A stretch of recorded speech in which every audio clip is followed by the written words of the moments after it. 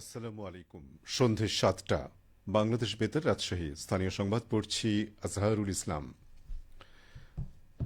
বাংলাদেশে নিযুক্ত দক্ষিণ কোরিয়ার রাষ্ট্রদূত পার্ক ইয়ং সিক বলেছেন, বাংলাদেশের সঙ্গে দক্ষিণ কোরিয়ার বন্ধুত্বপূর্ণ সম্পর্ক শুধু কূটনৈতিক পর্যায়ে নয়, উন্নয়ন প্রকল্পেও দৃশ্যমান। বর্তমানে কোরিয়ান সরকারের সহযোগিতা সংস্থা কোরিয়া ইন্টারন্যাশনাল কোঅপারেশন এজেন্সির মাধ্যমে বাংলাদেশে বিভিন্ন প্রকল্প বাস্তবায়ন করা হচ্ছে। ভবিষ্যতে যৌথ উদ্যোগের মাধ্যমে বাংলাদেশ ও কোরিয়ার বন্ধুত্ব আরও সুদৃঢ় হবে। তিনি আজ রাজশাহীর বরেন্দ্র বিশ্ববিদ্যালয়ে অনুষ্ঠিত Korea's current situation including diplomatic relationship with Bangladesh শীর্ষক সেমিনারে এই মন্তব্য করেন। সেমিনারে মুখ্য আলোচক হিসেবে অংশ নিয়ে রাষ্ট্রদূত আরও বলেন, দীর্ঘমেয়াদী পরিকল্পনা, শিক্ষা, প্রযুক্তিতে বিনিয়োগ এবং দক্ষ জনশক্তির কারণে দক্ষিণ কোরিয়া আজ অর্থনৈতিক উন্নতির শিখরে পৌঁছেছে। দক্ষিণ কোরিয়া ১৯৫০-এর দশকে যুদ্ধবিধ্বস্ত অবস্থা থেকে ধীরে ধীরে উঠে আসে আজ একটি আধুনিক শিল্পোন্নত ও প্রযুক্তি নির্ভর অর্থনৈতিক দেশ হিসেবে বিশ্বে পরিচিতি পেয়েছে। সেমিনারে বরেন্দ্র বিশ্ববিদ্যালয় ট্রাস্টি বোর্ডের চেয়ারম্যান হাফিজুর রহমান খান, উপাচার্য অধ্যাপক ড মোহাম্মদ খাদেমুল ইসলাম মোল্লা ও উপ উপাচার্য অধ্যাপক ড আনন্দ কুমার সাহা সহ অনেকেই উপস্থিত ছিলেন। সিরাজগঞ্জে ধূমপান ও তামাকজাত পণ্য ব্যবহার নিয়ন্ত্রণ কর্মসূচির আওতায় জেলা পর্যায়ে তামাক বিরোধী প্রশিক্ষণ কর্মশালা অনুষ্ঠিত হয়েছে। আজ সিরাজগঞ্জ জেলা প্রশাসক কার্যালয়ের শহীদ শামসুদ্দিন সম্মেলন কক্ষে জেলা প্রশাসন ও স্বাস্থ্যসেবা বিভাগের যৌথ উদ্যোগে এই কর্মশালার আয়োজন করা হয়। কর্মশালায় প্রধান অতিথি ছিলেন স্বাস্থ্য মন্ত্রণালয়ের স্বাস্থ্যসেবা বিভাগের যুগ্ম সচিব খন্দকার মোহাম্মদ আলী। সিরাজগঞ্জের জেলা প্রশাসক মোহাম্মদ নজরুল ইসলামের সভাপতিত্বে কর্মশালায় অতিরিক্ত জেলা প্রশাসক সার্বিক গণপতি রায়, স্থানীয় সরকার বিভাগের উপপরিচালক মোহাম্মদ কামরুল ইসলাম উপস্থিত ছিলেন। নাটোরের চলন মিলের মুক্ত আকাশে 4টি টিয়া অবমুক্ত করা হয়েছে। আজ দুপুরে চলন মিল গেট এলাকায় পাখিগুলো অবমুক্ত করেন সিংড়া উপজেলা নির্বাহী কর্মকর্তা মাজহারুল ইসলাম। এর আগে চলন মিল জীববৈচিত্র্য রক্ষা কমিটির সদস্যরা পাখিগুলো উদ্ধার করে। সিংড়া উপজেলার কালীনগর গ্রামে 2টি বাড়িতে 4টি টিয়া পাখি খাঁচায় বন্দী করে রাখা হয়েছে এমন খবর পেয়ে পরিবেশবাদী সংগঠন চলন মিল জীববৈচিত্র্য রক্ষা কমিটির সদস্যরা অভিযান পরিচালনা করে পাখিগুলো উদ্ধার করেন। চলন মিল জীববৈচিত্র্য রক্ষা কমিটির সাধারণ সম্পাদক সাইফুল ইসলাম জানান, চলন মিল এলাকায় পাখি শিকার বা খাঁচায় বন্দী করে রাখার বিরুদ্ধে এমন অভিযান অব্যাহত থাকবে।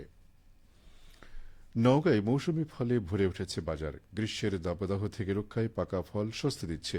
হাতের নাগালে দেশীয় ফল পেয়ে খুশি ভক্তরা। মধুমাসের বাহারি ফলের সমাহার নিয়ে এখন শুনুন আমাদের নওগাঁ জেলা সংবাদদাতার একটি প্রতিবেদন। চৈত্র মাসকে বলা হয় মধুমাস। বাজার টইটুম্বুর রসালো ফলে নজর কাটছে বাহারি আম, লিচু, জাম, জামরুল, কচি তালের শ্বাস, বাঙ্গি, তরমুজ ও আনারস সহ হরেক রকম ফল। সরবরাহ বাড়ায় খুশি ক্রেতা বিক্রেতা। গত সপ্তাহ থেকেই সব ধরনের আম, লিচু এগুলো পর্যাপ্ত পাওয়া যাচ্ছে। তার সরবরাহ, ফলমূলের যে পরিপক্কতা খুবই ভালো মানের। ন্যাংরা আম চলতেছে 100 টাকা কেজি ভালো মানের। খিরসাটা বিক্রি হচ্ছে আপনার 90 টাকা কেজি। গোপালভোগ বিক্রি হচ্ছে 70 টাকা কেজি। বেদানা লিচু 600 টাকা শ হিসাবে বিক্রি হচ্ছে। মাদ্রাজি লিচু বিক্রি হচ্ছে ভালো মানের 400 টাকা। চলতি বছর জেলায় 80,000 হেক্টর জমিতে ফল উৎপাদন হয়েছে। ফলন বাড়াতে চাষিদের সহযোগিতা করেছে কৃষি বিভাগ, বলছেন নওগাঁ জেলা কৃষি সম্প্রসারণ অধিদপ্তরের উপপরিচালক কৃষিবিদ আবুল কালাম আজাদ। নওগাঁ জেলার বরেন্দ্র ভূমিতে দিন দিন এ সকল ফল, বিশেষ করে সুমিষ্ট আম, লিচু, আনারস, তরমুজ, বাঙ্গি সহ বিভিন্ন প্রকার ফলমূল চাষ সম্প্রসারণ হচ্ছে। আমরা কৃষকদের পাশে থেকে সহযোগিতা করছি। এতে করে এই নওগাঁ জেলার দিন দিন আমাদের এই সকল ফলমূল চাষের সম্প্রসারণ হচ্ছে। কৃষি বিভাগ বলছে উৎপাদিত ফল স্থানীয় চাহিদা মিটিয়ে দেশের নানা প্রান্তে সরবরাহ হচ্ছে। শফিক ছোটন, নওগাঁ জেলা সংবাদদাতা, বাংলাদেশ বেতার, রাজশাহী। নওগাঁর সাপাহারে বিশ্ব জীববৈচিত্র্য দিবস পালন উপলক্ষে নানা কর্মসূচি পালিত হয়েছে। আজ দুপুরে স্থানীয় মদহিল উচ্চ বালিকা বিদ্যালয় চত্বরে অনুষ্ঠানে প্রধান অতিথি ছিলেন ভারপ্রাপ্ত প্রধান শিক্ষক এবাদুর রহমান। প্রধান আলোচক ছিলেন জবৈবিল জীববৈচিত্র্য সংরক্ষণ ও সমাজ কল্যাণ সংস্থার পরিচালক সোহানুর রহমান সবুজ। আলোচনায় বক্তারা জীববৈচিত্র্য রক্ষায় সর্বক্ষেত্রে সচেতনতা গড়ে তোলার উপর গুরুত্ব আরোপ করেন। এছাড়া দিবসের সাথে সঙ্গতি রেখে শিশুদের অংশগ্রহণে রচনা প্রতিযোগিতা অনুষ্ঠিত হয়। এ সময় প্রকৃতি ও বন্যপ্রাণীর সংরক্ষক ফরদ হোসেন, আল ফারুক ও শামীম রেজা সহ অনেকেই বক্তব্য রাখেন। এদিকে দিবসটি উপলক্ষে বগুড়া সরকারি আজিজুল হক কলেজে র্যালি, আলোচনা সভা ও বৃক্ষরোপণ কর্মসূচি অনুষ্ঠিত হয়েছে। আজ কলেজ ক্যাম্পাসে শিক্ষার্থীদের পরিবেশবাদী সংগঠন team for energy and environmental research তীর এই কর্মসূচির আয়োজন করে।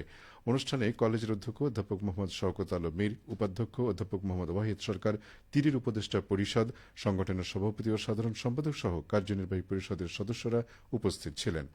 আলোচনা সভায় বক্তারা বলেন, জীববৈচিত্র্য টিকে আছে বলে পৃথিবীতে শক্তি প্রবাহ, খাদ্য, খাদক সম্পর্ক ও পরিবেশগত ভারসাম্য বজায় রয়েছে, অথচ মানুষেরই নানা কর্মকাণ্ডে এই জীববৈচিত্র্য হুমকির মুখে পড়ছে। আলোচনা সভা শেষে কলেজ চত্বরে বৃক্ষরোপণ করা হয়। সবশেষে আবহাওয়া। আজ রাজশাহীতে সর্বোচ্চ তাপমাত্রা ছিল 33.5 ডিগ্রি এবং সর্বনিম্ন 22 ডিগ্রি সেলসিয়াস। সন্ধ্যা 6টায় বাতাসে আপেক্ষিক আর্দ্রতার পরিমাণ ছিল 70%। রাজশাহী ও পার্শ্ববর্তী এলাকায় আগামীকাল সূর্যোদয় ভোর 5:18। সংবাদ শেষ হল। আমাদের পরবর্তী স্থানীয় সংবাদ প্রচারিত হবে আগামীকাল সকাল 8:10।